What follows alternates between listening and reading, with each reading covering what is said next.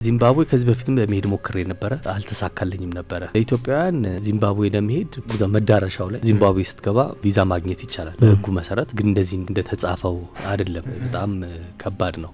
ከዚህ በፊት ከሉሳካ ወደ ሀራሬ ለመሄድ ትኬት ቆርጬ ከአዲስ አበባ ሉሳካ፣ ያኛው ደግሞ ከሀራሬ ወደ አዲስ አበባ መመለሻ ነበር። ከሉሳካ ደግሞ ወደ ሀራሬ በኤምሬትስ ትኬት ቆርጬ ለመሄድ በዚህ ህግ መሰረት ማለት ነው። ሉሳካ ኤርፖርት ላይ የኤምሬትስ ቼኪን የሚያደርጉት ሰዎች ያው ሊያሳፍሩን ያልቻሉ። ምክንያቱ ደግሞ እነሱ እንዳሉት የኢትዮጵያና የግብጽ ዜጎች ከሆኑ ተጨማሪ ማጣራት ይደረጋል፣ ኢሚግሬሽኑን ማሳወቅ አለብን የዚምባብዌውን አሉ። እና ከዛ ሰራተኛዋ ተመልሳ መጣችና አይ በቃ እንዳታሳፍሩ ተብለናል አለች። ምክንያት አይ በቃ አይሆንም ተብሏል፣ አታሳፍሯቸው ተብለናል። እንዴ ህጉ እንደዚህ ነው የሚለው? አዎ ህጉማ ይታየኛል አውቃለሁ አለች። ግን በቃ አይቻልም አለች። ብንል ምንም ልትሰማ አልቻለችም። ስለዚህ ያው ቲኬቱን መቀየር ነበረብኝ ማለት ነው። ከዛው መመለስ ነበረብኝ። ያው ብዙ ኪሳራዎች ነበሩት፣ የጊዜም የገንዘብም። ያንን ስላየው አሁንም ተመሳሳይ ነገር እንዲያጋጥም አልፈለኩም። ስለዚህ የበለጠ መጠንቀቅ ነበረብኝ። የኦንላይን ቪዛ አለ ዚምባብዌ ኢሚግሬሽን፣ ግን ለኢትዮጵያውያን አይሰራም። ምክንያቱም እሱን ለመሙላት ስትል ኢትዮጵያ የሚለው ላይ በቃ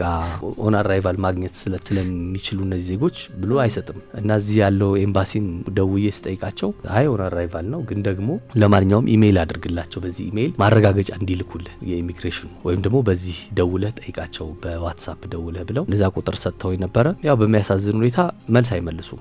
ለኢሜይሉ መልስ የለም። ደጋግሜ ጽፌ ለዋትስአፑ መልእክትም በቀጥታ ራሱ 2 ስልኮች ላይ ደጋግሜ ደውዬም አይመለስም። ስለዚህ ያው ሪስክ አለው ማለት ነው። ግን ከኤምባሲውም የተነገረኝ በደንብ ይሄ ነገር ከሌለ አንድም ከአዲስ አበባም ያስወጡ ይችላሉ። በተለይ የጉዞ ልምድ የሌለው ሰው ዝም ብሎ መውጣት ከአዲስ አበባም በጣም ከባድ ነው የሚሆነው። ያኔም የሉሳካ ያጋጠመ ጊዜ ከአመት በፊት ስለነበረ ለኤምባሲው አሳውቄ ነበር። ማለት እንደዚህ የምንሆን ከሆነ ወይ የምትጠይቁንን አሟልተን ቪዛ ብትሰጡን ኖሮ የሁሉ ነገር አይመጣም ነበረ ወይ ለምን እንደዛ አታደርጉም ለምን እንሰቃያለን ስላቸው ምንም በቂ መልስ አልነበራቸው። ሆኖም ቀረ በዚህ አሁን በመለው በኦን አራይቫሉ መንገድ ያው መሄድ ነበረብኝ ከስጋት ጋር ማለት ነው። እና እዛ ደረስን። እዛ ከደረስኩ በኋላ ገና ከበሩ ጋር ይጀምራል ነገሩ። ከዛ ደግሞ ያጣራሉ በደንብ ለምን መጣ፣ የጋበዘ ሰው ካለ ኢንቪቴሽኑን አምጣሉኝ። የለም አልኳቸው። ኮንፈርሜሽን የተላከልስ ካለ እሱም ማንም የመለሰልኝ የለም። ኢሜይል ልኬ ምንም የለኝም። እሺ እዛ ጋር አሁንና ፎርም ሙላ ሰው ጠብቃሉኝ። ጠበቅኩኝ። ሌላ ሰራተኛ ደግሞ መጥቶ እንደዚሁ አይነት ጥያቄ ደግሞ ጠየቀ።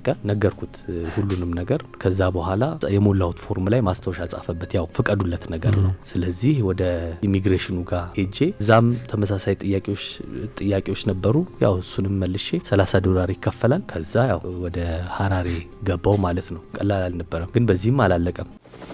በረራ ኢትዮፒካ ሊንክ